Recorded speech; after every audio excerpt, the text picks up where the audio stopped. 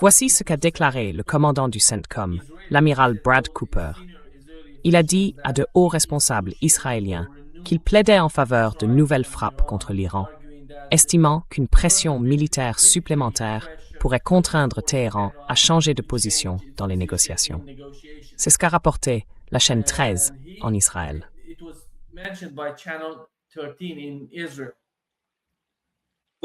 Je vous arrête là.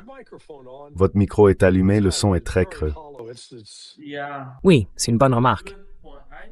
Je ne sais pas pourquoi StreamYard me fait ça à chaque fois que je dois. Vous m'entendez là, Hima? Voilà. Oui, c'est mieux. Non, je sais. Ça m'a fait la même chose. Parfois, ça bascule vers loin de... Oui, là, c'est bon. Alors laissez-moi le relire, si vous ne l'avez pas entendu. Non, je l'ai entendu. On aurait dit que vous étiez dans une baignoire, avec quelqu'un dont la voix résonnait de façon très creuse. Là, maintenant, vous sonnez normalement.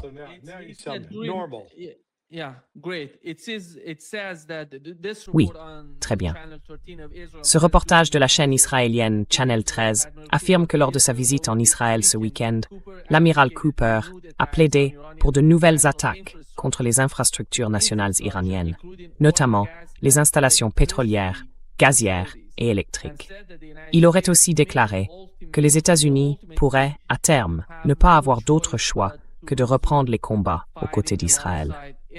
Et il a dit que sa position avait été transmise au général Kaine, chef d'état-major interarmé, ainsi qu'au président Trump.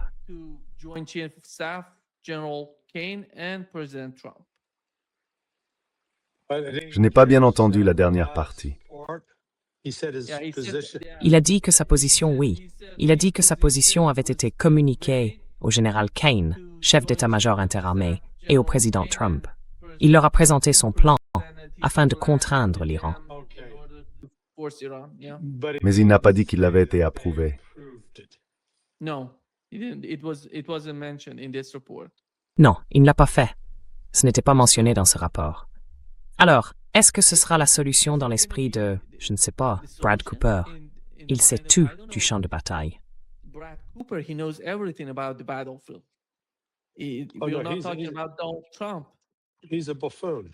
On ne parle pas de Donald Trump. C'est un bouffon. Cooper est un bouffon. On m'a dit que c'était un recrutement DEI. Il est ouvertement homosexuel, ce qui ne passe pas vraiment bien dans l'armée, et il est considéré comme assez faible. Alors vous savez, il dit aux Israéliens ce qu'ils veulent entendre, qu'il ait ou non réellement transmis cela à Trump. Et Kaine, c'est une toute autre affaire. Mais bon, d'accord, il devra vivre avec ça. Il donne ce conseil, ils essayent. Et puis, tout à coup, Israël se fait écraser par une riposte iranienne.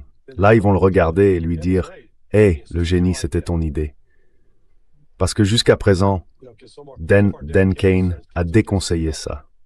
Il a dit non, ça va rien accomplir sur le plan militaire, et la pression ne forcera pas l'Iran à céder. C'est ça que ces clones ne comprennent pas. Il suffit de comparer.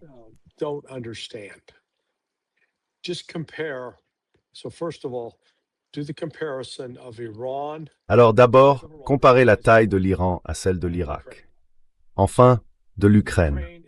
L'Ukraine fait environ un tiers de la taille de l'Iran. L'Iran est bien plus grand.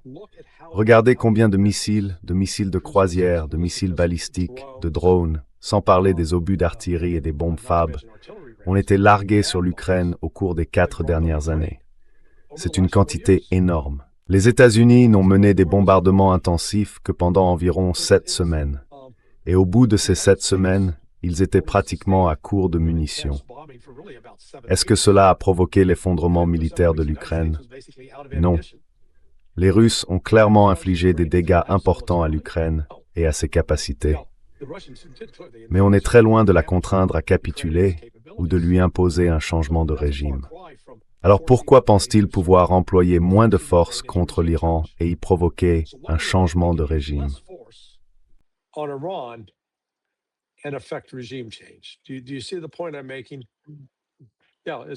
Vous voyez ce que je veux dire?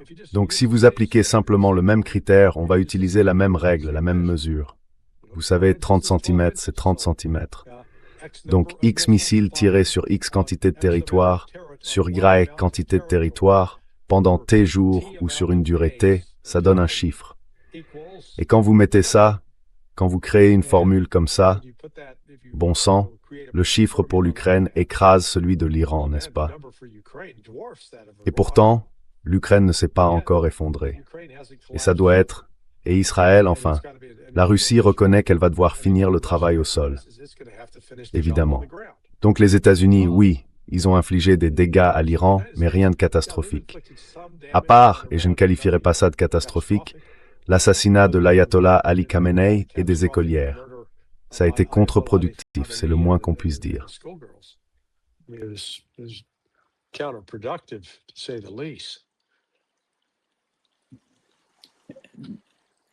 NBC News a rapporté, Larry, que des responsables militaires américains font part, en privé, au Pentagone et à la Maison-Blanche, de leurs inquiétudes face au moral bas et à la fatigue généralisée des militaires américains déployés depuis des mois pour soutenir la guerre contre l'Iran. En gros, ils parlent d'Abraham Lincoln.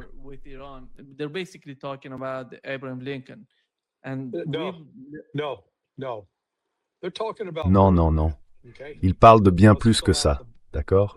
Replaçons tout dans son contexte. En novembre dernier, novembre 2025, le secrétaire à l'armée de terre, David Driscoll, je crois que c'est son nom, a publié une lettre à... En fait, voyons si je peux vous la lire rapidement. Il a envoyé cette lettre. Il disait, « Il y a 15 ans, la phase hivernale en montagne de l'école des Rangers a failli me briser. J'ai glissé et je suis tombé, incapable de me relever, et le froid m'a écrasé. À ce moment-là, c'en était fini pour moi. Mais mes camarades Rangers m'ont relevé et m'ont aidé à recommencer à avancer. Ça a été un tournant pour moi. J'ai compris que personne ne traverse la vie seul. Nous finissons tous par craquer et nous avons besoin les uns des autres. » Et il a ensuite ajouté, « Les fêtes de fin d'année peuvent être une période à haut risque d'automutilation. Nous savons que c'est un problème. Cela arrive chaque année. »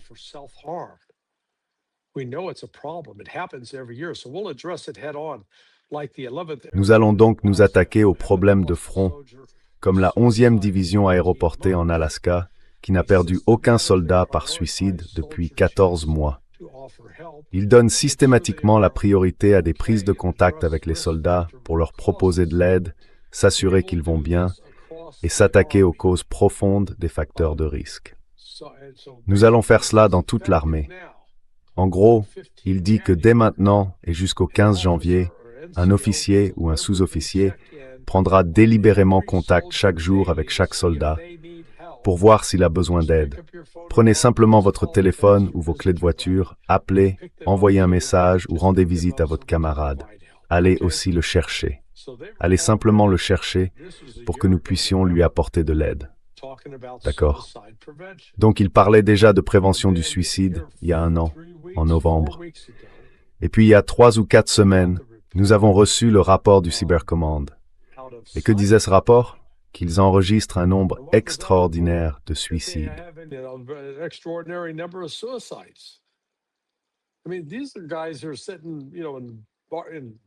Je veux dire, ce sont des gars qui, comme moi, sont assis sur des chaises avec des joysticks. Ils ne sont pas là-bas en première ligne. Ils n'ont pas à sentir le sang et les corps déchiquetés. Pourtant, ils se suicident quand même. Et puis en avril, il y a eu l'article de USA Today qui disait... Son titre, c'était en gros « Oh, le courrier est lent, les troupes ne reçoivent pas leur courrier ». Mais l'essentiel de l'article portait sur la bouffe de merde, sur le fait que les soldats perdaient du poids et qu'ils étaient très mécontents. C'était en avril. Et puis je vous ai parlé de la mère du marin à bord de l'USS Tripoli. Elle m'a contacté il y a 3 semaines. Jeudi dernier, des membres des familles de l'Abraham Lincoln ont rencontré à San Diego Hunkau le secrétaire à la marine et ils l'ont copieusement engueulé. Et puis il y a eu l'article du Guardian, c'était mercredi? Oui, ou mardi? Oui, hier. Oui, donc c'est sorti hier. Et puis mon ami, un ancien de l'armée à la retraite, m'a envoyé ce message que j'ai lu hier, expliquant que le suicide est fréquent, qu'il est largement répandu et que ces chiffres sont probablement sous-estimés. C'est pour ça que j'ai dit que ça ne concerne pas seulement l'Abraham. C'est beaucoup plus large que ça. Parce que nous avons reçu des signalements venant du Boxer, du Tripoli, de l'Abraham Lincoln et du Gerald Ford. Donc, c'est désormais endémique dans la marine, et Trump et Hegseth ont un vrai problème sur les bras.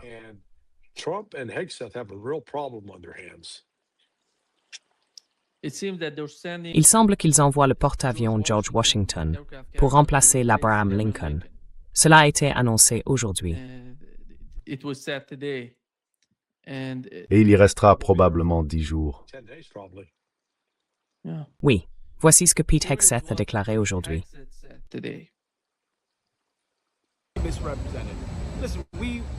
C'est une déformation.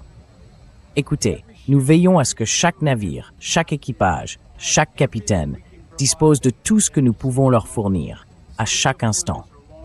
Certains déploiements sont plus longs que d'autres, et j'ai plus de respect et de gratitude pour ces marins que quiconque.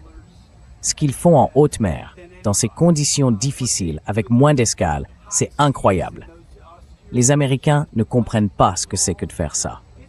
Alors, même si je n'ai pas été sur un navire comme celui-là, j'ai connu de longs déploiements. Je le ressens. Je veux qu'ils rentrent chez eux aussi vite que tout le monde. Je veux que les relèves se fassent aussi rapidement que possible. Je veux ce qu'il y a de mieux pour eux. Mes commandants le savent, nos secrétaires aux armées le savent. Le président l'attend. Donc, à cet équipage et à tous ces équipages, nous allons faire tout ce que nous pouvons pour vous. Et nous sommes tellement reconnaissants pour le dévouement de cet équipage et des autres. Ils ont tenu bon pour le pays et ils ont fait un travail fantastique. Oui.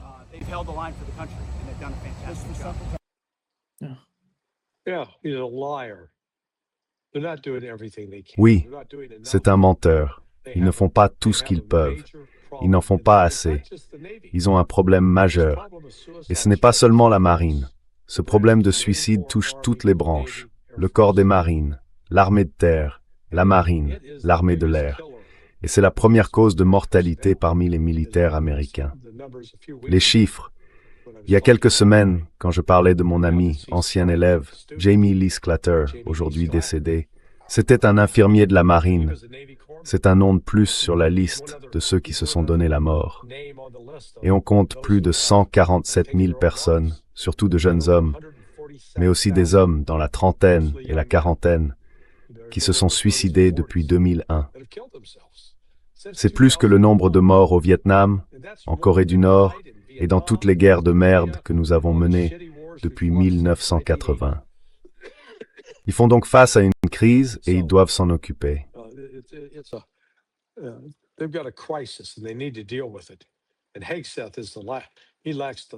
Et Hegseth est le dernier.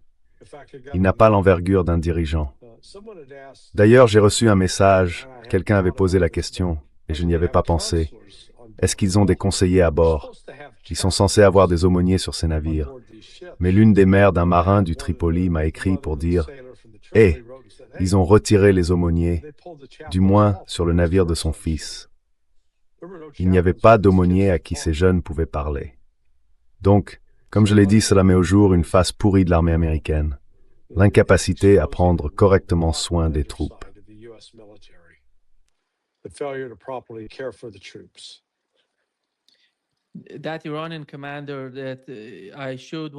Ce commandant iranien, dont je vous ai montré hier l'un de ses extraits, a dit que selon leur évaluation, les États-Unis auraient eu environ 500 morts. Il a bien dit, selon son évaluation, pas des victimes, des morts. Et c'est leur évaluation à eux, d'accord? Mais on ne sait pas lorsqu'ils frappent certaines cibles. Par exemple, en Jordanie, on voit énormément de soldats là-bas. Il ne s'agit pas de tuer des gens. Il y a les dégâts causés par l'explosion, les problèmes que cela entraînerait, les problèmes de santé qui découleraient de ce genre d'explosion. Un traumatisme crânien causé par la commotion, oui. Vous pensez que ces chiffres vont enfin être publiés sous l'administration Trump? Ou peut-être vous savez. Les marins à bord de ces navires, par exemple, avant de débarquer, sont obligés de signer des accords de confidentialité, des accords de secret, stipulant qu'ils ne révéleront rien de ce qui s'est passé sur le navire. Et s'ils le font, ils seront poursuivis. Donc beaucoup de gens se disent « Eh, je vais me taire et ne rien dire parce que je n'ai pas besoin d'ennui. » Donc oui, l'administration ment. Et comme je le dis, Pete Hegseth est un menteur. Je le lui dirai en face.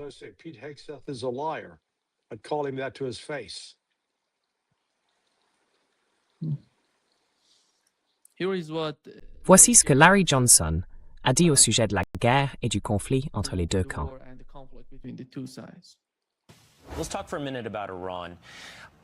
Parlons un instant de l'Iran. Il y a, je crois, une certaine frustration, Monsieur le Vice-président, face au caractère imprévisible de ce qui se passe en Iran. On est près d'un accord, puis on va les bombarder à tout va. Le détroit est ouvert, puis le détroit est fermé. Et je suis sûr que cette frustration est aussi partagée à l'intérieur de la Maison-Blanche. Je sais qu'il est difficile de faire des projections, mais laissez-moi vous poser la question. Comment cela se termine-t-il? À quoi cela ressemble-t-il quand et si tout est terminé avec l'Iran?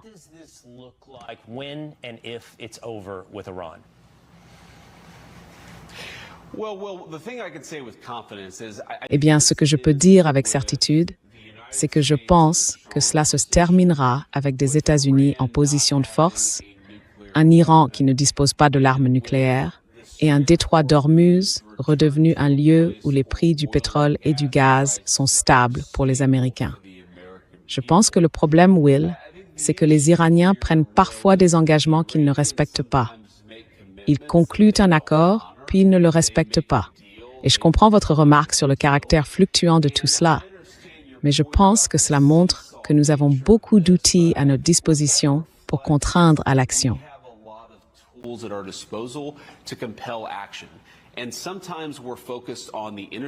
Et parfois, nous nous concentrons sur l'aspect énergétique, parce que nous voulons que les Américains puissent se permettre de payer le pétrole et le gaz.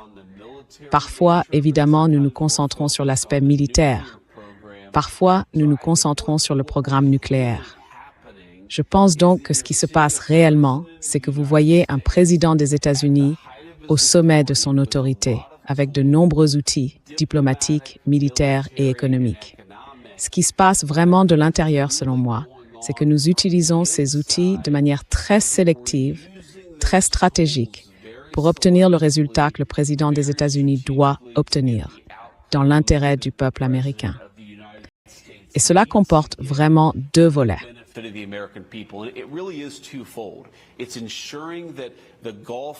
Il s'agit de faire en sorte que les pays du Golfe continuent d'envoyer du pétrole et du gaz à l'économie mondiale afin de maintenir la stabilité des prix de l'énergie.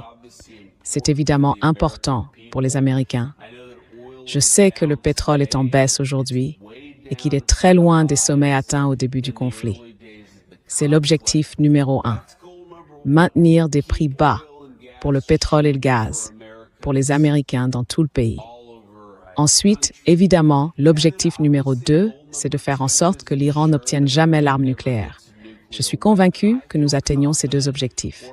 Mais par nature, c'est imprévisible, parce que les Iraniens eux-mêmes sont imprévisibles et qu'ils ne respectent parfois pas les engagements qu'ils ont pris envers nous. Waouh!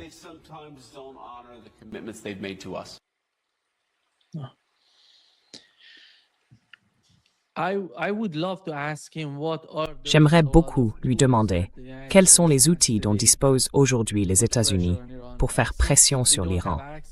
Puisque nous n'avons pas accès à Pete Hegseth, je veux vous le demander. Quels sont les outils dont il parle?